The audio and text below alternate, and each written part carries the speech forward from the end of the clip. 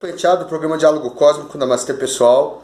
É um prazer estar aqui com vocês. Eu vou falar agora de uma coisa, é uma errata, vamos dizer assim, de uma coisa que eu falei no último vídeo sobre data limite furou, né? Minhas opiniões sobre o Putin e como eu interpretava a profecia do Chico Xavier, né?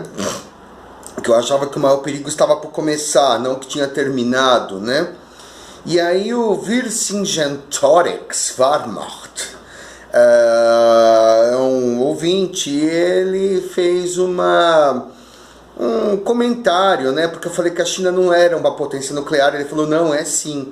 E eu estou corrigindo realmente, de acordo com o que ele falou, a China de fato é uma potência nuclear. Agora, por exemplo, a questão a se discutir, né?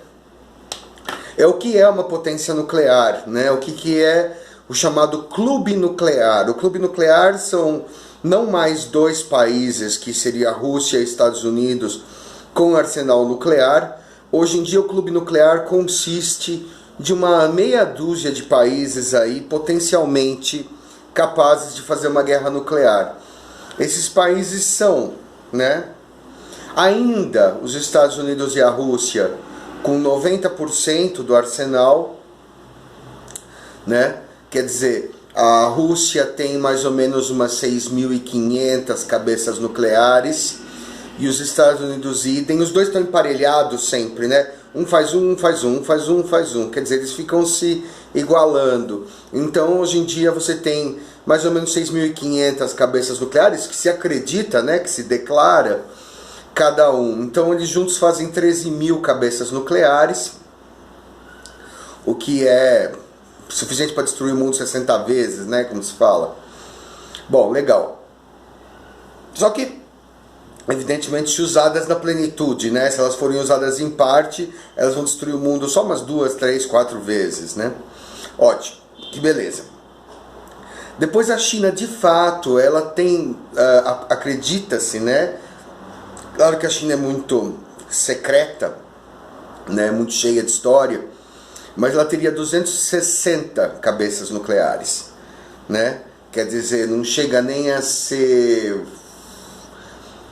5% do que uma Rússia ou os Estados Unidos tem, mas tem, né? 260 bombas nucleares dá pra fazer um estrago bom, né?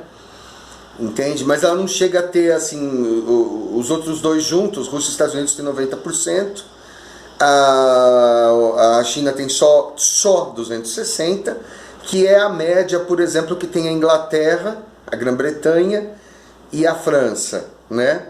E eles assinaram um contrato de não proliferação, né? Então tá ótimo. Então essas aí estão aparentemente sossegadas. São países que têm armas nucleares, né, mas que estão num acordo mútuo de não ataque. Que bom. Depois você tem países muito mais perigosos, que são países assim que não obedecem, né, muito bem isso daí, que são a Índia e o Paquistão.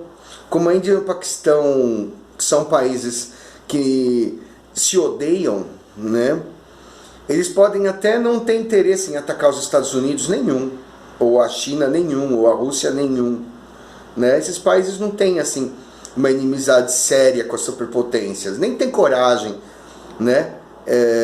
Eles teriam aí os seus 160, cada um deles teria mais ou menos 150, 160 bombas nucleares, mas é para atacar um ao outro. Então você tem o que a gente chama de guerra nuclear local, porque a guerra nuclear total seria a destruição da Terra, né? Quando era na época da União Soviética, os Estados Unidos tinham um lado que era a União dos Estados Unidos, um lado a União Soviética, um ia acabar com o outro. Nesse caso não, nesse caso você teria, por exemplo, uma bomba sendo jogada em Delhi e uma outra jogada em Islamabad. Então seria uma guerra nuclear entre dois países, né? E finalmente o único país que não é superpotência, que é pequenininho e que representa assim, uma preocupação para os Estados Unidos, né, que é inimigo direto dos Estados Unidos, é a Coreia do Norte. Aparentemente tem umas 20 bombas nucleares, segundo se acredita. E o Irã, que tem aquela proliferação duvidosa, não se sabe direito, não se consegue... Eu acho que os americanos sabem, né, quanto tem, na verdade, quanto que isso, na verdade, é uma ameaça, né? Então, onde estiver o Ashtar Sharon, Ele assim deve estar bem preocupado, porque hoje em dia você tem a guerra nuclear total, né? Uma ameaça, eu acho, menor, né? Mas isso não significa que o mundo desnuclearizou. Acho que o único país que desnuclearizou foi a África do Sul. Ela concordou em desmontar as armas para entrar no acordo de não proliferação, né? Ela desmontou literalmente suas bombas. Foi o único caso que eu saiba. Se alguém souber melhor, me responda. Eu pesquisei, né, para saber, porque antigamente, quando eu era criança, se falava que só os Estados Unidos e Rússia, eu tenho 52 anos, que só Estados Unidos e Rússia podiam ter arma nuclear. Agora já não é mais bem assim, né? Então hoje em dia você tem a ameaça da guerra nuclear, por exemplo, vamos supor, um país contra o outro, né? Ah, e Israel. Israel também tem, Israel tem, se eu não me engano, não se sabe, né? Ela, por conta dela estar cercada de inimigos, ela não fala, evidentemente, e parece que ela tem uma prerrogativa especial pela amizade dela com os Estados Unidos, então se fala que de 0 a 400, qualquer coisa entre isso. Se deve ter 400, né? Acho que dá para zoar com o Oriente Médio inteiro, né? Acabar com todos os inimigos num dia só, se eles quiserem. Porque só assim que eles não conseguem evitar ser atacados. E talvez algum país inimigo deles tenha também, né? Quer dizer, é claro que a gente está falando de países que declaram ter, né?